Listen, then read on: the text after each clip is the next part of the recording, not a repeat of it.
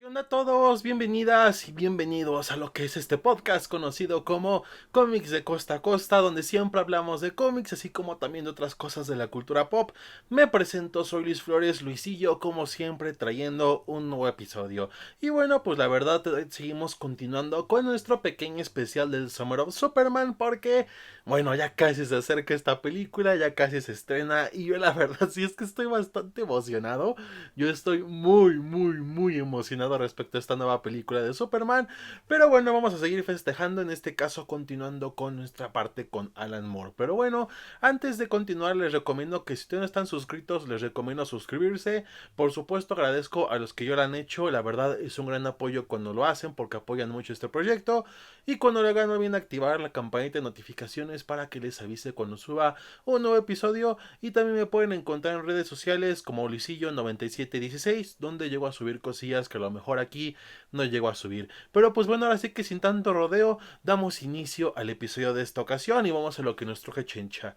Y bueno, pues como dije, hay que continuar con nuestra parte de Alan Moore, donde bueno, si bien tuvo muy pocas historias con el Hombre de Acero, lo cierto es de que fueron historias bastante impactantes. Ya hablamos de una que fue qué le pasó al Hombre del Mañana la vez pasada, y bueno, en esta parte 2 hablaremos de dos historias cortas que aún así han logrado ser parte de las mejores historias del personaje, empezando con esta que se presentó en DC Comics Presents número 15, por allá del 85. De hecho, todas estas historias fueron antes del reinicio que tuvo DC con la crisis. En este caso es una historia con Swamp Thing, donde bueno, pues también Alan Moore es muy conocido por su etapa con Swamp Thing. Me gustaría traerla en cuanto consiga, y ahora sí que los tomos en Absolute respecto al personaje, sí me gustaría traer Absolute digo, Something de Alan Moore. Pero bueno, en este caso, pues sacaron una pequeña historia junto con Superman, con el arte de Rick Page, que Rick Page pues también fue muy conocido por estar en Something, que la verdad es un arte bastante hermoso. Me gusta mucho lo que hizo en esto, para esta historia. Los visuales se ven increíbles y la verdad creo yo que es demuestra bastante que ya para los ochentas ya había una muy buena noción respecto a utilizar el cómic como gráficamente como arte. La verdad sonará algo muy exagerado, pero creo yo que la verdad aquí sí ya daba sus buenos inicios. Y bueno, pues, ¿de qué trata esta historia? Es bastante sencilla. Se podrá decir que las historias de Superman con Alan Moore es la más débil, la menos icónica por este aspecto, porque es una historia bastante sencilla. No es mala, obviamente, es una muy buena, pero pues tampoco tiene como que algo muy impactante. Pero bueno, vemos como todo inicia con una persona así en una carretera mientras está sudando, siente que se va, o sea, prácticamente ya no aguanta más. Luego empieza a tener alucinaciones, o sea, no puede más. Y descubrimos que esta persona es Clark Kent, mejor conocido como Superman. ¿Y por qué está así? Bueno, pues para eso regresamos un poco al pasado, donde vemos que un doctor había descubierto algo en una piedra que cayó del espacio bastante extraño. Y es que los que lo estaban cubriendo eran Lana Lang y Clark Kent, que en ese momento en los cómics Clark Kent estaba como reportero en un noticiero. El caso es que van a cubrirlo y todo, y justamente ahí es cuando muestra este científico lo que encontró. Y en esta roca viene una especie de hongo que sobrevivió pues en el espacio y eso, y Superman como que medio se le hace familiar, pero justamente cuando ve ese tipo de musgo se empieza a sentir mal, se siente que se marea y todo eso, y se va a descansar. Ahí poco a poco sigue su vida como Superman hasta que bueno, ve sus poderes le van fallando. A veces puede volar, a veces no, a veces tiene su resistencia, a veces no. O sea, como que todo está bastante anormal en él, ¿no? Ahí es cuando se pregunta qué sucede y siente como que era muy familiar esta planta porque les daba una sensación familiar. Entonces en los archivos kryptonianos de la Fortaleza de la Soledad investiga y descubre que de hecho ese hongo es un hongo que proviene de Krypton. Era un hongo bastante peligroso que básicamente poco a poco hacía estragos dentro del individuo. No necesariamente era tocarlo, pero sí es cierto que los kryptonianos pues estaban muy, o sea, cualquier ser de Krypton estaba bastante susceptible a sus efectos. El caso es de que provocaba cosas como fallos físicos y eso, alucinaciones, fiebre, varios síntomas, hasta que te petateas, o sea, te quedas ahí y ya no hay más, ¿no? Te vas para el lobby. Entonces Superman pues se preocupó bastante y decide pedirle prestada esa piedra con ese hongo. Al científico él accede, pero descubre que no puede hacer nada. Entonces al final simplemente lo que hace Clark es despedirse de sus seres queridos y marcharse. Compra un auto usado y se marcha para ahora sí que petatearse lo más lejos posible del mundo y eso para que nadie descubra también el secreto de Superman y así. Y en medio de todo eso, pues al final como va alucinando y perdiendo la cordura y eso, tiene un accidente y bueno, pues obviamente sus poderes gracias a ese momento no fallaban y pues logró salvarse por su invulnerabilidad. Justamente el que descubre esto es el mismísimo Swamp Thing, que lo ve y como que ¿qué onda con esto humano? No lo entiendo, actúa bastante extraño, pero no es un peligro para esto, porque hay que recordar que, bueno, pues Swamp Thing está conectado con las plantas y todo eso. Todavía como tal no se creaba el concepto de lo verde, eso ya fue hasta los nuevos 52, pero pues aún así siempre se ha tenido esto de que Swamp Thing está ligado a lo que es la flora de los ambientes y eso, ¿no? Entonces ya lo ve y justamente se pregunta qué sucede. Y ahí cuando lo va analizando, le quita su ropa y descubre que de hecho es Superman, pero al ver también ahí en la S de su pecho, descubre como una especie de hongo, musgo que le está creciendo. Y cuando lo toca, se siente mal, o sea, como que le afecta igual a Swamp Thing, pero nota que de hecho esto le está haciendo daño a Superman. Entonces dice, pues tengo que ayudarlo.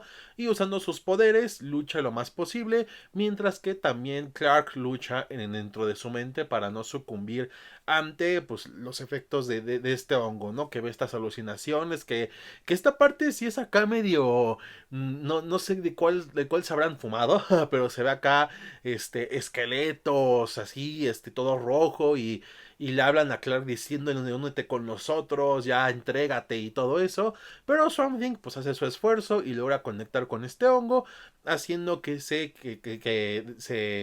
quite del cuerpo de Clark, o sea, prácticamente logra curarlo, ¿no? Al final se logra sentir bien, ya Superman regresa a ser Superman y nada más simplemente toma la piedra donde está el musgo para regresársela al científico y bueno, pues ya que haga con él lo que quiera, ¿no? Y al final simplemente Swamp Thing se queda viendo de cómo el hombre de acero sigue siendo tan indestructible como siempre. Y pues bueno, la verdad, es una historia, como dije, bastante sencilla, pero la verdad lo que más me gusta, uno, es el arte. Rick Beige, la verdad, fue un artista, bueno, sigue vivo, pero pues ya está bastante grande. Y la verdad que hace cosas muy buenas. La verdad, genuinamente aprovechaba mucho la capacidad de cómic para mostrar las cosas de manera visual.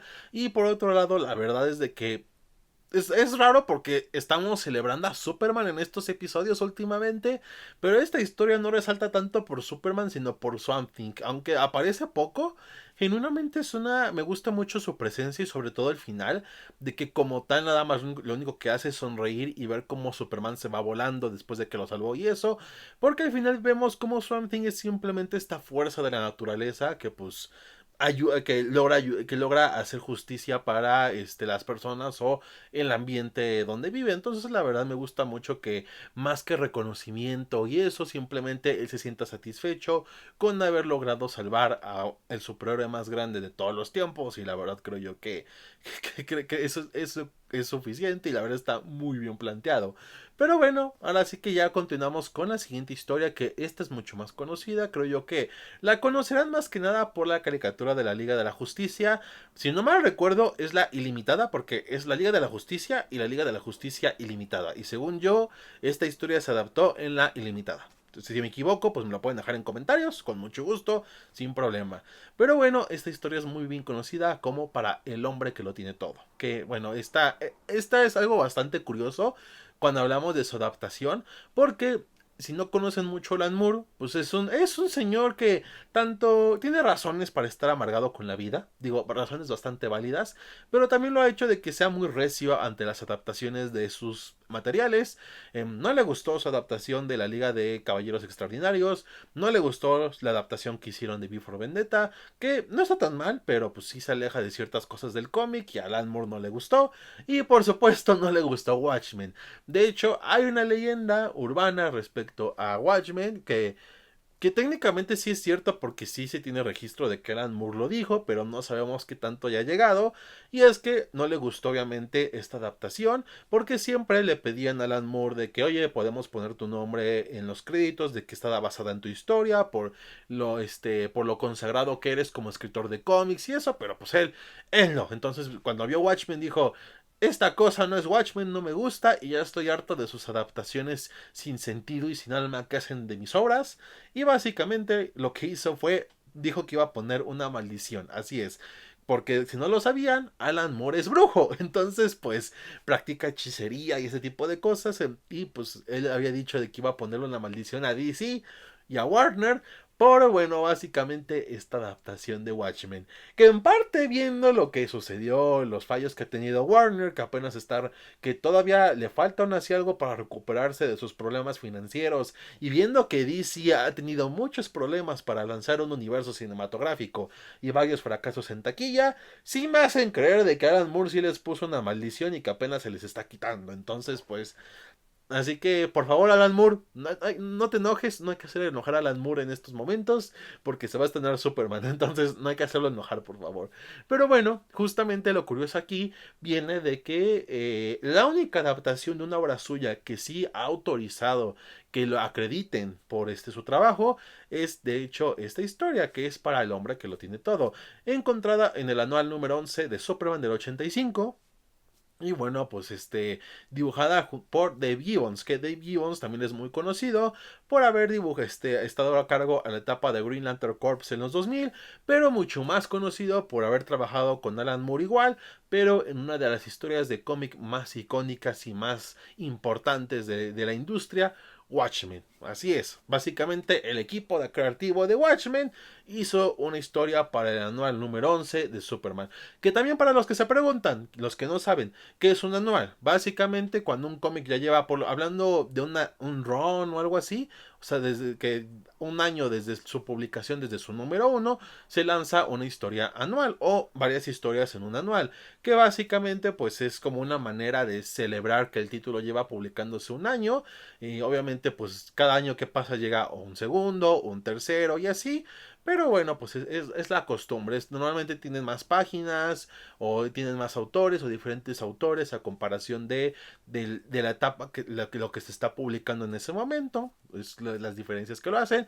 Y bueno, obviamente pues en sale Alan Moore y Dave Gibbons a relucir su creatividad, ¿no? ¿De qué trata esta historia? Bueno, pues vamos a verlo. Aquí básicamente vemos que Batman, Wonder Woman y Robin, que en ese momento ya era Jason Todd, apenas Jason iniciaba como Robin, llegan a la Fortaleza de la Soledad porque es el cumpleaños de Superman, entonces le traen los regalos y eso, que aquí pues básicamente aquí viene un poco de referencia al título de la historia, porque Batman dice que le costó mucho trabajo encontrarle qué regalarle a Superman, porque básicamente es como si lo tuviera todo, y le regaló una flor que le dicen Kryptonita y pues ya la trae y todo eso, pero justamente cuando entran descubren que Superman está como en un estado catatónico, inmóvil, y tiene una planta adherida a su pecho, que no, o sea, igual otra planta, o sea, igual otra historia con plantas básicamente, pero pues se preguntan qué sucede y eso, y justamente también aparte vemos lo que ve Clark Kent dentro,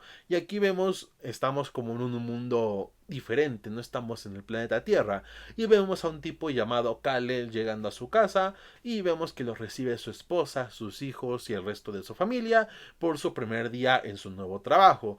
Y así es, descubrimos que esta planta lo que hace es ponerte en un que se llama la Black Orchid, básicamente te pone como va consumiéndote, básicamente es como tipo Venom, que va obteniendo energía y alimento y eso con base a ti, pero en este caso en vez de cosas como Venom donde te hace fuerte, poderoso y así, aquí te pone como en un sueño eterno donde básicamente entra en tu mente y y te pone a soñar, a vivir lo que más deseas. Y bueno, ya pasa todo esto y mientras tanto Wonder Woman, Batman y Robin se preguntan cómo le quitamos esto, qué hacemos, y justamente llega Mongul, que fue el que artífice de todo esto, que aquí estos héroes no conocen a Mongul, que Es algo como que mucha gente no toma en cuenta, como que casi no se habla mucho de ello, pero hay muchos héroes que no conocen a los villanos de otros héroes, porque por varias razones, en este caso Mongul pues es un conquistador espacial y pues obviamente Wonder Woman y Batman han estado en el espacio, entonces no conocen mucho respecto a este tipo de villanos.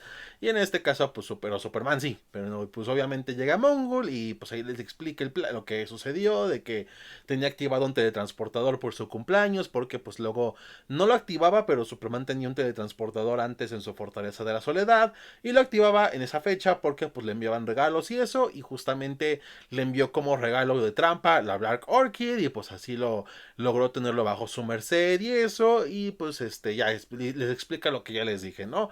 Y lo que quiere, pues así ya, el Superman ya está lejos de ser una amenaza y ahora sí que puede conquistar todo el planeta Tierra. Obviamente no se lo van a permitir y en este caso Wonder Woman es la que intercede, mientras Batman y Robin ven cómo quitarle esta cosa a Superman, ¿no? Mientras tanto, en la mente de Superman vemos que no está completamente feliz porque en esa fiesta que hubo, su papá no estuvo. Entonces ya al día siguiente va a verlo y lo vemos platicando con unas personas que después se van y eso, y ahí es cuando le pregunta a Kal-El quiénes son y su padre Jor-El le dice, son de un partido político que shalala shalala, ¿no? Que aquí nos explican de que bueno, básicamente Krypton ha cambiado bastante, que ya no es la Krypton de antes, y aquí hacen como muchas analogías a cosas como la inmigración, y ese tipo, y como de este conservadurismo patriotista donde buscan las cosas ser como antes, cuando antes todo era mejor y este lugar era un país bastante hermoso y se volver a ser como una potencia y esto,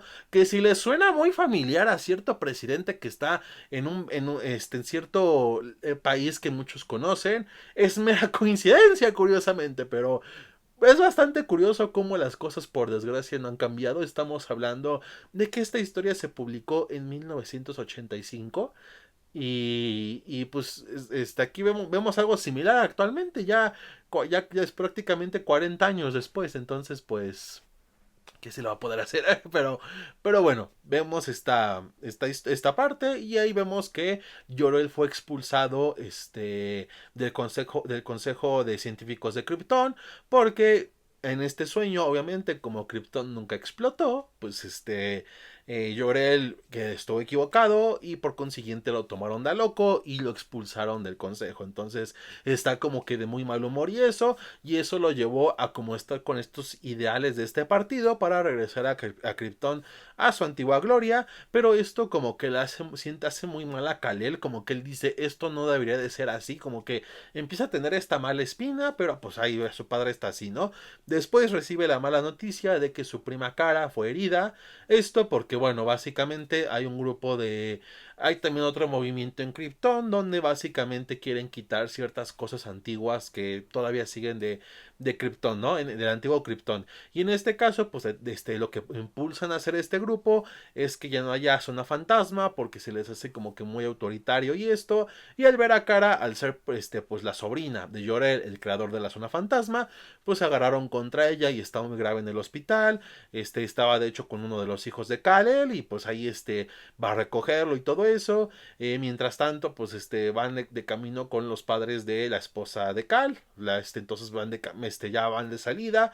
Pero justamente a medio camino descubren que hay una manifestación de este grupo político que busca poner a Krypton en su antigua gloria, donde está ahí su papá y todo eso. Y en esta manifestación la policía está del lado de los manifestantes, está reprimiendo a la gente que no le gustan estas ideas, que no quiere ese Krypton que era supremacista, que todo era base a clases y todo eso, que si les recuerda algo de la realidad, recuerden, es mera coincidencia. Pero bueno, está todo esto, entonces Kal-El sabe que hay algo malo, o sea que no todo está bien y ya en medio de esto ya logra salir y todo eso, pero se para en medio del camino y su hijo se baja y le pregunta, papá, ¿qué pasa? Y él dice, es que esto no está bien, esto no es real y tú no eres real. Y pues el niño está como de no entiendo y eso, y Kal-El se pone a llorar y dice, sé que esto no es real, pero quiero que sepas que te amo mucho, hijo. Y simplemente lo abraza, mientras que por otro lado vemos que Mongul, ya fuera de la mente de Superman, vemos que Mongul se está madreando a Wonder Woman, que hace lo que puede, resiste lo que puede, pero al final Mongul pues le está dando ventaja. Y por otro lado, Batman y Robin intentan quitarle la planta, pero justamente ven como poco a poco se empieza a desprender. Entonces ya al final Batman usa un poco más de fuerza y se la logra quitar, pero justamente es la planta lo atrapa a él y pues ahora él está en un sueño donde empieza a imaginarse que sus padres no les pasó nada cuando pasaron por ese callejón y todo está bonito y así, mientras que Superman se enojó obviamente y va directamente a darle una lección a Mongul. Mientras tanto, Robin ve cómo quitarle ahora la planta a Batman, pero él no sabe qué hacer. Entonces ahí descubre que cuando se encontraron con Mongul, ese estaba quitando unos guantes. Y con esos guantes fue que en parte puede manipular esta planta sin que le haga daño.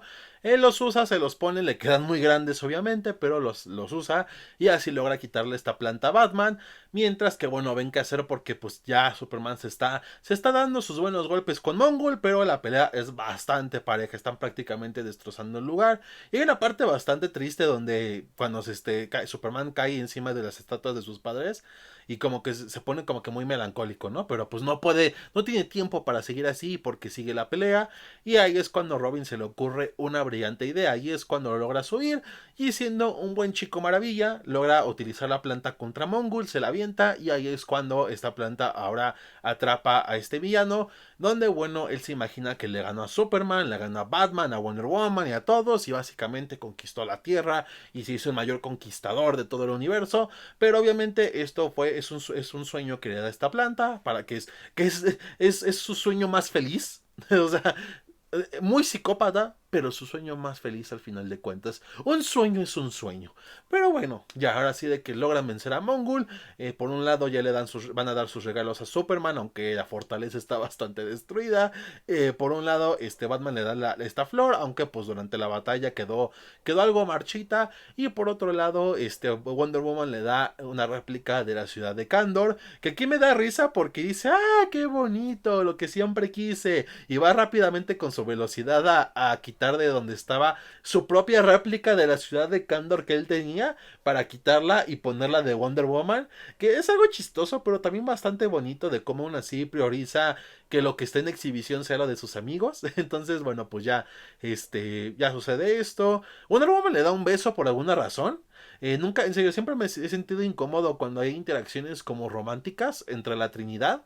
O sea, siempre los he visto como amigos, jamás los he sentido como que Batman esté con Wonder Woman o que Superman esté con Wonder Woman. Nunca me ha pegado para mí. O sea, es como de las cosas como que nunca conectan conmigo, no sé, y en muchas historias, tanto algunas canon como en las que no lo son, hacen esto, no sé por qué, fetiche tienen, pero bueno, ya sucede esto y todo termina bastante bien mientras Superman va a preparar café para pasar un tiempo con sus amigos antes de que tenga que limpiar todo el desmadre, y pues así acabó esta historia de Para el hombre que lo tiene todo, igual bastante sencilla pero mucho más icónica, sobre todo cómo Alan Moore utilizó estos conceptos que aún así siguen en DC, como esta planta de Black Orchid, esta parte del sueño de Superman, la verdad, pues es algo que te deja pensando respecto a lo que muchos queremos, estos mundos perfectos donde deseamos tener lo que siempre quisimos o lo que estamos soñando y eso, pero al final de cuentas hay que darnos